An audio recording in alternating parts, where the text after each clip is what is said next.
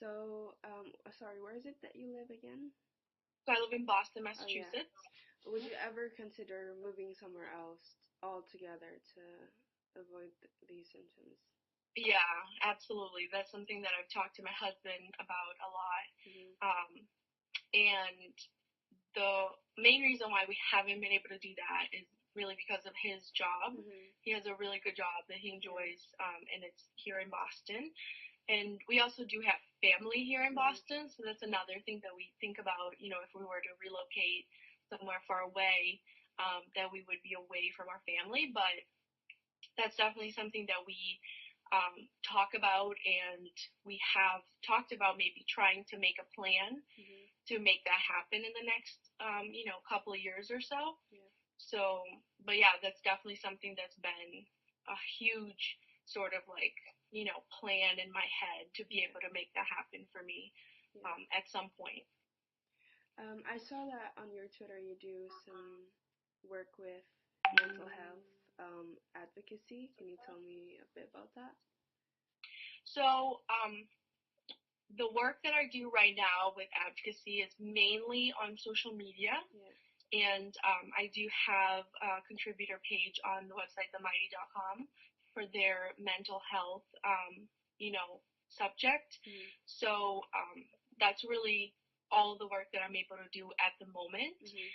mostly because I just started a few months ago and I don't really know what else I can do, or, you know, how else I can Yeah. contribute Yeah. to that. But I would love to do a lot more Mhm. with mental health advocacy, because I really feel like that's, you Mhm. know, something that's incredibly important for me.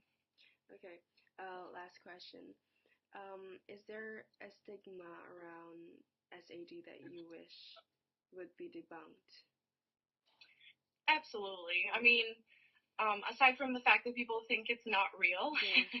like they just deny that it's Yeah. a real disorder, it's a Mhm. real issue, a health issue, Yeah. which to me, it's just sort of funny. I've had friends, even like people that are close to me, Yeah. who aren't really aware of how real it is. Yeah. I've had people deny it to my face, Mhm. and to people who think it's not real, the only thing I have to say is you're lucky that Yeah. you think it's not real, because you've never experienced it, Mhm. and maybe you've never known anybody who's Mhm. experienced it. And, but I think with mental illness in general, there is a huge stigma around it Mhm. where people judge Yeah. people who go through it, Yeah. unfortunately. And because of that, a lot of people who are affected by mental Mhm. illness end up not feeling Yeah. confident enough to even like ask for help, or seek help in any Mhm. way. So I think that's extremely damaging. But with seasonal affective disorder specifically, Yeah. I think that because some people have never experienced it, Mhm. they think it just doesn't exist. And they Yeah. think that people like us who do experience it and have a really hard time with it, they Mhm. think that we might just be either faking it, or might be, too Yeah. sensitive, or, you know, Mhm. they think it's not really a serious issue. Okay. So those are all the questions I have prepared for today. Uh, Thank you so much for talking to me. Yeah, thank you Yeah. so much for calling. Is there anything else you'd like to say in regards to No, I this? think that's it. Mhm. I really appreciate your call. Thank you. What exactly is this interview for, and like what is your sort of role in all this? So this, I am a student journalist at City University of London.